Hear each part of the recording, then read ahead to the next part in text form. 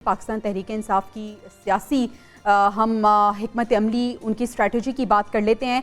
ख़बरें मीर साहब ये आ रही हैं कि जो बहुत ज़्यादा देर तक हम देख रहे थे कि दोनों फरीकों के दरमियान खामोशी चल रही थी, हुकूमत और PTI के दरमियान, अब बर्फ़ कुछ पिघलती हुई नज़र आ रही है और मुज़ाकरात के इम्कानात रोशन हो रहे हैं। ये इसलिए भी कहा जा रहा है क्योंकि बहुत से अरकान पार्लियामेंट और इसके साथ साथ जो अहम रहनुमा हैं PTI के, वो भी मुज़ाकरात के हामी नज़र आ रहे हैं। बैकडोर राब्तों की भी खबरें हैं। आप किस तरह से देखते हैं, क्या वाकई मुज़ाकरात होने जा रहे हैं हुकूमत और PTI के दरमियान? लेकिन इस बात का अंदाजा है कि पार्टी की अक्सरियत ये चाहती है कि हुकूमत के साथ या एस्टेब्लिशमेंट के साथ कोई मामला तय हो जाए। मैं डील नहीं कहता, मामला तय हो जाए। और उनके ख्याल में एक इंतहाई रवैया इख्तियार करना और डट के खड़े हो जाना, एक तरफ ये रवैया इमरान खान का रवैया है, एक तरफ पार्टी को वो हदायत करते हैं कि आप बातचीत करें या आप कुछ ऐसी राह निकालें जिससे कोई सूरत बेहतर पैदा हो, बल्कि जब वो एहतजाज की कॉल भी देते हैं तो आखिरी वक्त पे विड्रॉ भी कर देते हैं और कोई एक आदमी जाकर उनसे विड्रॉ करा लेता है। दूसरी तरफ ये बयान आ जाते हैं जो खास तौर पर पॉइंटेड होते हैं एस्टेब्लिशमेंट के खिलाफ। मैं एहतियात ना करूं तो ये कहूं कि फौज के खिलाफ, और ज्यादा खुल के बात करूं तो आर्मी चीफ के खिलाफ। ये वो सूरत हाल है जो इमरान के लिए मुश्किल है और मेरे ख्याल में पार्टी के लिए मुश्किल है। पार्टी की अक्सरियत एक तरफ है, इस वक्त सारी पार्टी को सजाएं हो गई हैं। 10-10 साल के अंदर जितनी क़यादत उनकी टॉप की थी, मुकदमात की, और पार्टी ये समझ रही है कि जो आदमी भी इस बात का साथ देगा कि हमें हुकूमत से कन्फ्रंट करना है, वो सजा पाएगा और पॉलिटिक्स से अलग कर दिया जाएगा और हो सकता है कि मेंबर भी ना रहे। इमरान जो चूंकि बड़ी एक तरह की हार्ड लाइन इख्तियार करते हैं, वो कहते हैं टकरा जाओ। शायद ये भी कोशिश कर रहे हैं, वो कह रहे हैं कि असेंबलियां छोड़ दो। शायद वो ये भी करें कि आइंदा इलेक्शन का बाइकआउट करो। शायद वो ये भी कोशिश करें कि एक और एहतजाज किया जाए। तो इस बात की कोशिश की जा रही है कि इमरान को बनाया जाए। उनकी पार्टी इमरान को बनाना चाहती है। पार्टी के जितने लीडर हैं वो एक तरह से ऐसा रवैया बात करते हैं, वो हुकूमत के खिलाफ बात करते हैं, वो एस्टेब्लिशमेंट के खिलाफ, उनमें से बहुत से लोग, लेकिन रवैया अमूमी उनका ये है कि भाई बात करो, बैठ के कोई बातचीत करे तो कोई बात आगे बढ़े। ये जो सारा क्लैश है ना शख्सियत का एक तरफ और एक तरफ पार्टी की अमूमी मिजाज का, वो तसादम की राह इख्तियार किए हुए है। और इमरान किसी सूरत भी ये तासुर देना चाहता कि उसने मुफाहमत करनी है, नहीं करनी चाहिए। मुफाहमत क्यों करनी है, लेकिन इसमें कोई हर्ज नहीं होना चाहिए कि बातचीत हो जाए। जहां तक उनकी बहनों का ताल्लुक है तो बहनें होती हैं, बहनों का रवैया तो और ही होता है। हलीमा खान जब इमरान वजीर आजम थे, ये मुल्क से बाहर थी और सारे इतराज तो हलीमा खान के बारे में आते थे कि सिलाई की मशीनों से इसने ये कमा लिया, वो कर दिया, या शौकत खानम का पैसा खा गए, ये कर दिया, वो कर दिया। अब वो सियासत में ज्यादा एक्टिव है, बाकी बहनें इतनी एक्टिव नहीं है। एक बहन तो जो चौथी है वो तो इसमें आती नहीं, मुल्क से बाहर है शायद वो। बिल्कुल ऐसे तो इसलिए बहनों को आप बहनें समझें। मीर साहब, आपने बिल्कुल दुरुस्त कहा कि इमरान खान साहब एक हार्ड लाइन को फॉलो कर रहे हैं। मीर साहब, वाक़िअ साहब, आपसे ये सवाल पूछना चाहूँगी कि एक तरफ रिजिड अप्रोच है और दूसरी तरफ वक्त की ज़रूरत है। इमरान खान साहब क्या वक्त की ज़रूरत को देखते हुए मुज़ाकरात की तरफ जाएंगे, और हुकूमत और PTI के दरमियान मुज़ाकरात में अहम किरदार कौन अदा कर सकता है, या ये कह लें कि इम्पोर्टेंट कौन है? अच्छा, सूरत हाल कुछ इस तरह की है कि इमरान खान चूँकि जेल के अंदर है और उसका बड़ा सख्त रवैया है। जो भी पार्टी लीडर उनके पास जाता है और वो उनसे मुफाहमत की बात करता है तो इमरान खान को ये बात कभी भी पसंद नहीं आती।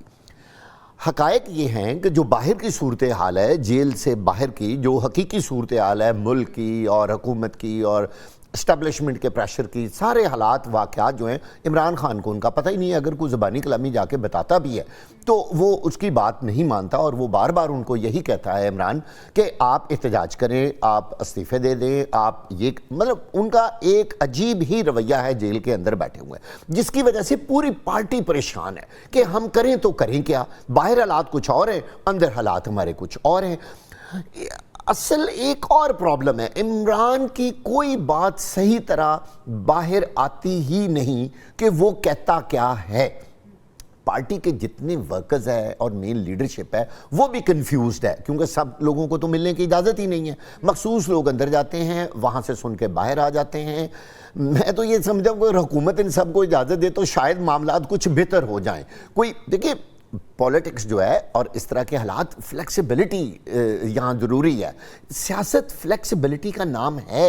मैं ये नहीं कहता कि आप कोई बिल्कुल नीचे लग जाएं, हाँ कुछ चीज़ों पे आप कॉम्प्रोमाइज़ करें, अपने आप को बाहर लेके आएँ, अपनी पार्टी की क़यादत संभालें, मुल्क को आगे जाने की बात करें। अच्छा, अगर ये करेंगे तो मैं आपको यकीन से कहता हूँ कि पब्लिक भी इमरान खान के और PTI के इस रवैये को ज़्यादा पसंद करेगी। उसकी वजह ये मुल्क इकॉनमी के हवाले से बहुत नीचे जा रहा है, लोगों के बुरे हालात हैं इस वक्त। और साहब आपने कहा कि इमरान खान को नहीं पता कि बाहर हालात क्या हैं, लेकिन कोई अनहोनी तो नहीं चल रही। जो हालात हैं इस हद तक तो तदारुक उन्हें होना चाहिए कि इस वक्त जो मुज़ाकरात हैं या टेबल टॉक है वो नागुज़ीर है, और अगर वो नहीं होते तो मामला झुके तू रहते हैं।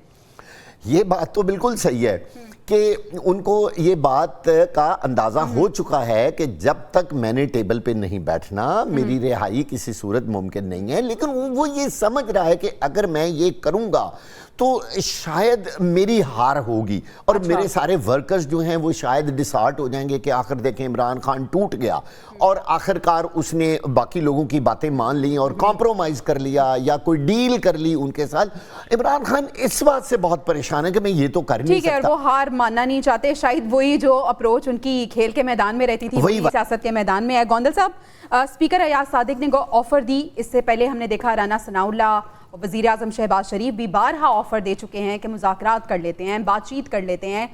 बानी PTI आखिर क्या सोच रहे हैं? क्या रिजिड अप्रोच है उनकी जो पार्टी के लिए भी मुश्किल खड़ी कर रही है और उनके लिए भी मुश्किलात में इजाफा हो रहा है? क्या वो ये रवैया तब्दील करेंगे? जवेरिया, जब हम ये बात करते हैं ना कि स्पीकर साहब ने जो आज ऐवान के अंदर बात की और राना सनाउल्लाह साहब भी कल एक टीवी चैनल के ऊपर बैठ के बात कर रहे थे, हमें फ्रीकैन को समझना है। अगर गवर्नमेंट अपने आप को फ्रीक समझ रही है, टू बी वेरी ऑनेस्ट, अगर आपने प्रैक्टिकली ग्राउंड रियलिटी देखनी है तो पाकिस्तान मुस्लिम लीग नून की हुकूमत इस सारे मामले में कहीं पे स्टेक होल्डर नहीं है। जिस तरह मीर साहब ने बड़े तफसील से बात की है, इसमें कोई शक नहीं है, इसमें दो फ्रीकैन है इस वक्त। उसमें एक एस्टैब्लिशमेंट है और एक पाकिस्तान तहरीक इंसाफ है। और जब पाकिस्तान तहरीक इंसाफ की बात करते हैं तो ये इंटरम सेटअप बैरिस्टर गौहर से लेकर सलमान अकरम, राजा, गंडापुर, ये सब इंटरम सेटअप आप इनको कहेंगे। तहरीक इंसाफ का मतलब सिर्फ और सिर्फ इमरान खान है, उनके पास फैसला करने का इख्तियार है। गवर्नमेंट के पास जहां तक फैसला करने का इख्तियार है, जब मैं कह रहा हूं कि वो स्टेक होल्डर नहीं है, आपको याद होगा नवंबर के महीने में एंगेजमेंट हुई गवर्नमेंट की और अपोजिशन की। उस वक्त ये कहा गया कि हमारी मुलाकात करवा दें। आपको याद होगा गवर्नमेंट कमिटमेंट के बावजूद तहरीक इंसाफ की लीडरशिप की मुलाकात नहीं करवा सकी थी। जब ये ग्राउंड रियलिटी हो तो आप ये समझते हैं कि मुज़ाकरात का गवर्नमेंट के पास मैंडेट है जब आप तहरीक इंसाफ के ऊपर सवाल उठाते हैं। एक बात। दूसरी बात कि खान साहब का रवैया क्या रिजिड है।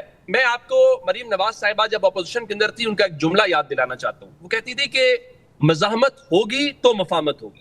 देखिए, जब आप अपोजिशन के अंदर होते हैं तो आपकी टोन डिफरेंट होती है, आपका रवैया डिफरेंट होता है, चूंकि आप दीवार के साथ लगाए जा रहे होते हैं, आपकी गिरफ्तारियां होती हैं, आप पर मुकदमात बनते हैं, बहुत कुछ होता है, जिस तरह अभी सजाएं हो रही हैं। सही। मुझे ये बताइए कि क्या पाकिस्तान तहरीक इंसाफ का वोटर इस बात से आगाह है कि नहीं है? बिल्कुल आगाह है। जिसको आप कह रहे हैं कि उनके पास कोई ऑप्शन नहीं है, रिजिड है, बंद गली में है, इसी बुनियाद के ऊपर तो वोट पड़ा है। और उनकी कामयाबी क्या है? इमरान खान का और इमरान खान का वोटर आपस में डायरेक्टली कनेक्टेड हैं। वो बाउंड नहीं है सलमान अकरम राजा के, वो बाउंड नहीं है बैरिस्टर गौहर के। सो उनको पता है कि उनकी स्ट्रेंथ क्या है और ये सब लोग जानते हैं कि पंजाब में उनको वोट किस बात के ऊपर पड़ा है। अच्छा उमर, मैं आपकी बहुत सी बातों से अग्री करती हूँ, लेकिन मेरा सवाल यहाँ पे ये भी है कि इस वक्त जरूरी ये नहीं है कि बानी PTI जेल से बाहर आए, चाहे वो किसी भी तरह से सेटलमेंट कर लें, वो बाहर आए, क्योंकि पार्टी जो है वो बुरी तरह से इंतशार का शिकार है और बहुत सी मुश्किलात हैं जो हर आए दिन के साथ, हर गुजरते दिन के साथ बढ़ती जा रही हैं। तो इस वक्त जो पॉलिटिकल मेच्योरिटी है वो ये नहीं है कि कुछ सेटलमेंट कर ले, बाहर तो आए, फिर देखें क्या करना है। जवेरिया, ये सियासी जमातों का एक फेज होता है पाकिस्तान के अंदर। और ये मुश्किल होती है, ये इंतशार भी होता है, ये तोड़ फोड़ भी होती है। हमने ये देखा मुख्तलिफ सियासी जमातों के अंदर। आप कहते हैं कि तहरीक इंसाफ तो आज बड़े नंबर के साथ कौमी असम्बली में बैठी हुई है। मुस्लिम लीग नून को याद करें ना, जब मार्शल लॉ लगा था, मार्शल लॉ के बाद 2001 में कितनी सीटों के साथ आप पार्लियामेंट के अंदर आए थे। फिर वापस 90s के अंदर जाएं। सियासी जमातें इससे सीखती हैं। सियासी जमातों देखें, कल तक ये कौन थे? कल तक ये बर्गर बच्चे थे, कल तक ये मम्मी डैडी बच्चे थे। आज उनके क्रेडेंशियल देखें, जो सियासी लीडरशिप होती है, सियासी कारकुन होता है ना, उसकी गिरफ्तारियां, जेलें, सजाएं, ये आज से 5-10 साल के बाद वो फख्र से बताएंगे कि हमने इतनी जेल काटी, इतनी सजा काटी, इर्रिस्पेक्टिव ऑफ के वो किस बुनियाद के ऊपर काटी। आप जरदारी साहब आज जब कहते हैं कि मैंने इतने साल जेल काट के आया, कोई ये नहीं पूछता किस जुर्म के अंदर काट के आया या किस इल्जाम के अंदर काट के आए। तो जहां तक ये बात है कि जनाब देखें, आप जेल से बाहर आ जाएंगे, बड़ा ऑप्टिमिस्टिक होगा। ठीक है, यानी उमर अगर कंक्लूड करें तो जेल में रहना भी सियासी लीडर के कद में इजाफा है, और यही बानी पीटीआई मेरे ख्याल में सोच भी रखते हैं और यही वो फॉलो भी कर रहे हैं माजी की रिवायात जो उन्होंने देखी है।